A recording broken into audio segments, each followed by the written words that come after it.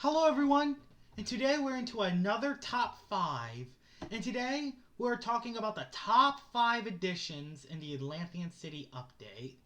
Now, Atlanthian City was probably one of the biggest updates to the game, and we're going to talk about the 5 big things they got right. Hope you guys enjoy this top 10, as there's going to be a lot of information to talk about. Let's get to that. Let's head right into this top 10 on Atlanthian City. So at number 5 on this list will be actually the atmosphere. The atmosphere was really well done in this update. That's honestly where I think most of the time came from, because there were rumors that the roof broke several times when they tried to make it. So they needed to do it 10 to 15 times to actually make it. That's probably where most of the time came, but it was well worth it. Look at the park.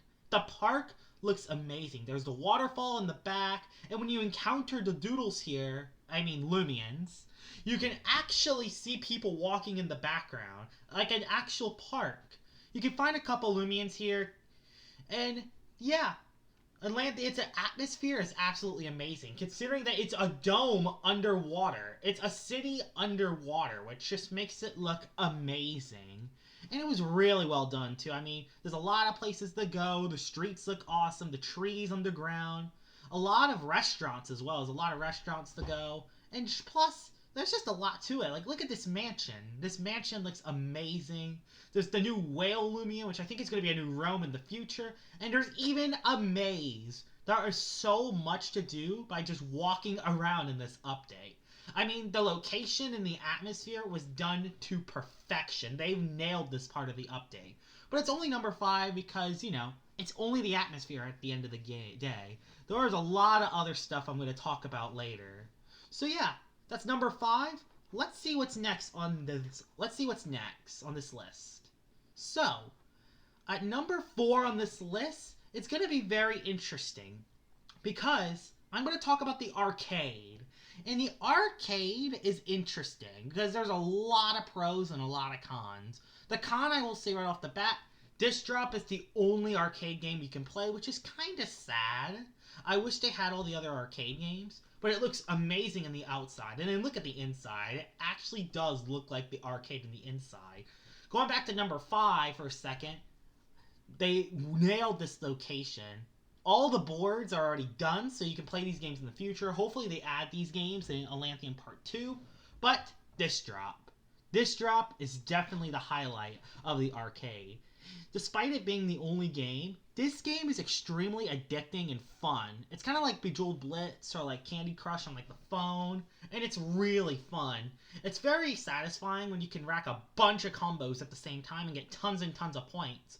And this is actually balanced. You could actually run out of moves. And there's actually a quest that you can do to get 500,000 or max out the score to get special hoverboards. And also they have the shop that you can use with the ticks, which you can buy PvP items, MMs, and a bunch of other stuff. The shells are used to increase the damage, which are really overpowered. But it's mainly the plushies and the specialty boots.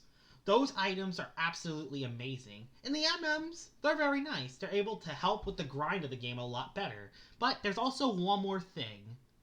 Boonery. Boonery. At number 3 on this list, I know that was quite sudden, because number 3 is actually Boonery. So, the Loomians in this update were probably the most disappointed. We only had 3 new Loomians that we can catch. There are a couple other new ones too, but we could not catch them. But the best part is that one of those 3 are probably one of the most fun Loomians to play with, and it's Boonery. As an ability called Two-Face, which can basically turn into the other Loomian. It's basically Ditto from Pokemon, and it's amazing. It can be used really well, as it can turn to literally any Loomian, become their typing, and just do a lot of work. And if you combine this with the specialty boots, you can outspeed them, and all of a sudden you're defeating the opponent with their own team, which is just amazing. This is probably one of the most fun Loomians to use in PvP. I love this thing so much. It has a very cool design. Its animation when it turns into the Loomian is cool. And it's just amazing. It is used really well right now. And even better, you can actually check the opponent's moves. So it's kind of like a spy. Now thinking about it, you could spy and check on the opponent's moves. So yeah, Boonery. This is definitely one of the best features in Atlanthian City because it's a fun Loomian that is actually really amazing to use. This is actually one of my favorite Loomians as well. If I were to rank this in my top 5 most favorite, I'd probably rank it number 3, right below Zulong and Geklo. But still, Boonery is so fun, it's so cool, and it's probably the 3rd best thing in Atlanthian City. So yeah, let's head in right into number 2. So, on number 2 on this list is going to be a very interesting one because it's actually going to be the level cap. Now, this is the level cap for the Loomians, and this basically made up for not having many Loomians added. In the level cap, there are a lot of moves added that made Loomians good. Skelet got Primal Slash and Drudge, which made Skelet completely improve.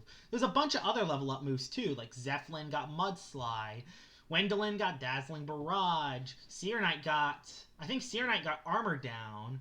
There's also a bunch of other moves, like Zulong got Shrewd Blast, Himber got Mudslide, Wiki got Mudslide, and it made all of these Loomians so much better. There's also the rally moves which are added, which I'm going to talk about in another video. But yeah, the level cap made so many Loomians do well. I mean, Mudslide for Zeppelin is basically a lifesaver. Armor Down on Valkyrie is a really cool move to use. And also, Dazzling Barrage for Wendelin makes it actually stand out compared to Vesperatu. Like, these new level cap moves are awesome, and there are a bunch of them too. Like, there's a bunch of other ones like Mega Kick for like Kirillin, and there's also like Tribute for Buzzlin. So there's a bunch of new moves added because of the level cap.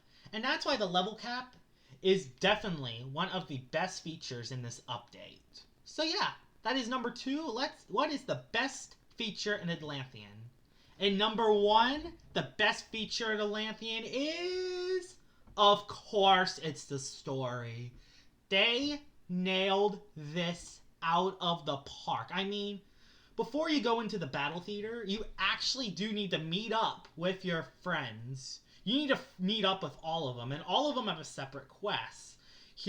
So, you gotta meet up with all of them. There's one of them where you gotta go to this building where you battle the chef, and if you beat them, you get food for free. It's a funny little cutscene, and it absolutely is well done. It adds more character, and adds more charm to the story, which has been missing ever since Sephirite.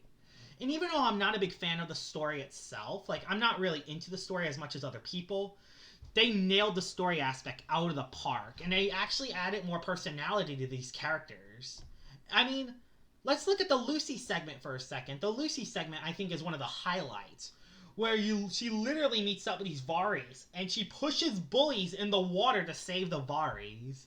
I really love how this adds more story and personality to the characters. And that's not even the best part. We even get to see her aunt, and that really fits well with the location. But my favorite part is Jake in a cowboy outfit.